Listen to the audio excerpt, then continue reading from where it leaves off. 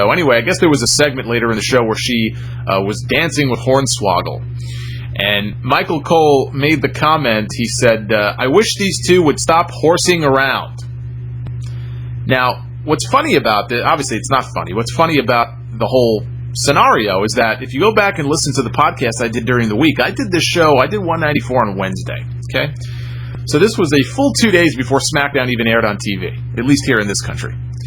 And I believe on that podcast, I made a quip about wondering how long it would take until Triple H is on television calling Lillian Garcia a horseface and making horseface jokes.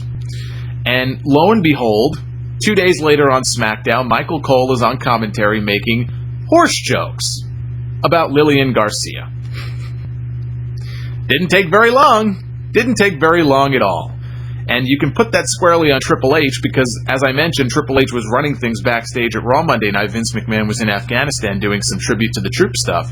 And I believe Triple H was also running the backstage area and the announcers and everything on SmackDown as well on Tuesday. So I have no doubt in my mind that joke came from Triple H. And basically, it was a joke that goes back many years. You know, when she was in WWE for her first run, she was mercilessly made fun of many different times, both behind the scenes and also on TV, by Vince McMahon, Triple H, JBL, about the fact that she has a horse-shaped face. And, you know, it's not a funny joke. I never found it funny. Quite frankly, I never saw it.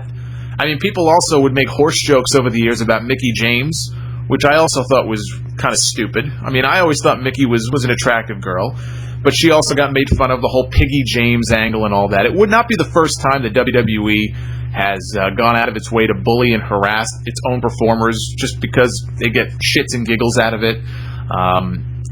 And it didn't take very long at all for Lillian to come back to the company, and on her very first show back, they're already cracking horse jokes about her. And I find it funny that a guy like Triple H especially would take it upon himself to make fun of other people, and God knows Triple H has done plenty of that behind the scenes over the years. If you read, always take what you read on the internet with a grain of salt, but after years and years, you hear stories, and even some wrestlers who used to work for the company have sometimes corroborated stories about politics and stuff backstage.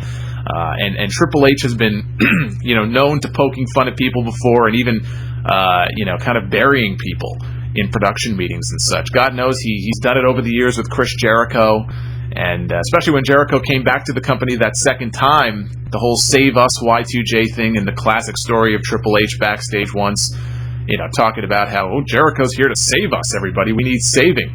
And he's also talked about Mick Foley a lot over the years. Even now, behind the scenes, he talks about how Foley's not tough, and he's best used in segments like we saw Foley in on SmackDown, dressed up as Santa Claus, looking like a fool, because Triple H just doesn't think Foley is tough. And I have always been amazed at Triple H's clear disdain for Mick Foley. I mean, Foley went out of his way on his way out, when he was retiring that first time, to put Triple H over like $1 million when Triple H was first working his way up the ladder as the champion. And I've never understood why Triple H has always taken it upon himself to bash Foley. I never understood it.